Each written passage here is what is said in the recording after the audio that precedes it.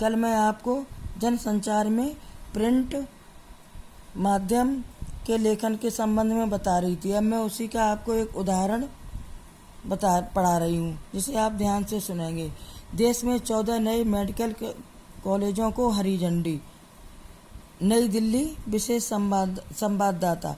केंद्रीय स्वास्थ्य मंत्रालय ने MCI की सिफारिश पर देश में 14 मेडिकल कॉलेजों की स्थापना को हरी झंडी दे दी है। इससे इस बार MBBS की 1900 सीटें बढ़ जाएंगी। इसके अलावा 6 कॉलेजों को पहली बार सीटें बढ़ाने की अनुमति दी गई है। इससे 290 MBBS सीटें बढ़ेंगी। केंद्रीय स्वास्थ्य मंत्रालय के अनुसार जिन 14 नए कॉलेजों को मंजूरी दी गई है, उनमें से 3 कॉलेज उत्तर प्रदेश के हैं। इनमें से सहारनपुर में शेख उल हिंद मौलाना हसन मेडिकल कॉलेज इसी सत्र से शुरू होगा। पहले साल इसमें MBBS की 100 सीटें होंगी। यह सरकारी कॉलेज होगा। 2 अन्य कॉलेज निजी होंगे। सीतापुर में Hind institute of medical sciences में 150 सीटें और वाराणसी में heritage institute of medical sciences में 150 सीटें होंगी। यूपी में इससे MBBS में 400 सीटें बढ़ी हैं। 16 जून 2015 हिंदुस्तान से साभार।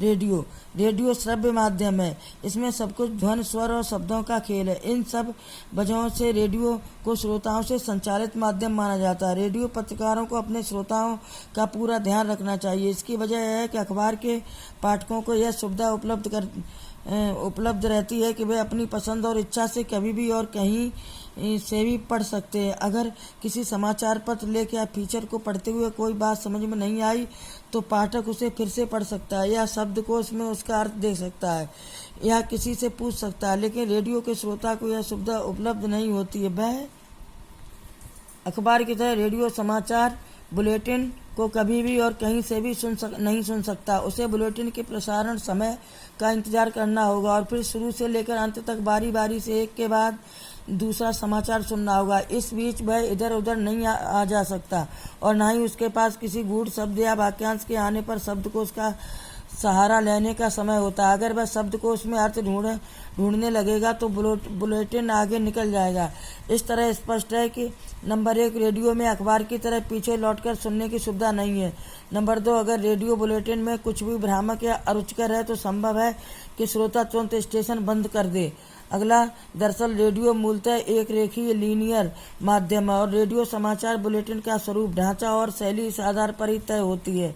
अगला नंबर, रेडियो की तरह टेलीविजन भी एक रेखीय माध्यम है, लेकिन वहाँ शब्दों और ध्वनियों की तुलना में दृश्यों, तस्वीरों का महत्व सर्वाधिक होता है। टीवी में शब्द दृश्यों के अनुसार उनके सहयोगी के रूप में चलते हैं, लेकिन रेडियो में शब्द और आवाज़ी सब कुछ है। रेडियो समाचार की संरचना। रेडियो के लिए समाचार लेखन अखबारों से कई मामलों में भिन्न है। चूंकि दोनों माध्यमों की प्रकृति अलग अलग है, इसलिए समाचार लेखन करते उसका ध्यान जरूर रखा जाना चाहिए।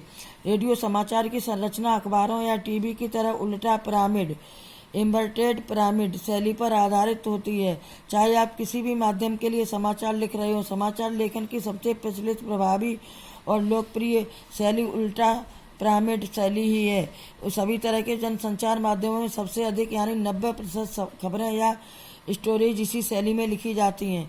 समाचार लेखन की उल्टा पिरामिड शैली। उल्टा पिरामिड शैली में समाचार के सबसे महत्वपूर्ण तथ्य को सबसे पहले लिखा जाता है और उसके बाद घटते हुए महत्व क्रम में अन्य तथ्यों या अनुसूचनाओं को लिखा या बताया जाता है। इस शैली में किसी घटना, विचार, समस्या का ब्यौरा कालानुक्रम की बजाय सबसे महत्वपूर्ण तथ्य या सूचना से शुरू होता है। तात्पर्य यह है कि इस शैली में कहानी की तरह क्लाइमैक्स अंत में नहीं बल्कि खबर के बिल्कुल शुरू में आ जाता है।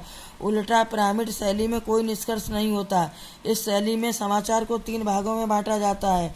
इंट्रो। समाचार के इंट्रो या लीड को हिंदी में मुखड़ा भी कहते हैं। इसमें खबर के मूल तत्व को शुरू की तो 2-3 पंक्तियों में बताया जाता है। यह खबर का सबसे अहम हिस्सा होता है। Second number, body. इस भाग में समाचार के विस्तृत ब्यौरे को घटते हुए महत्व क्रम में लिखा जाता है।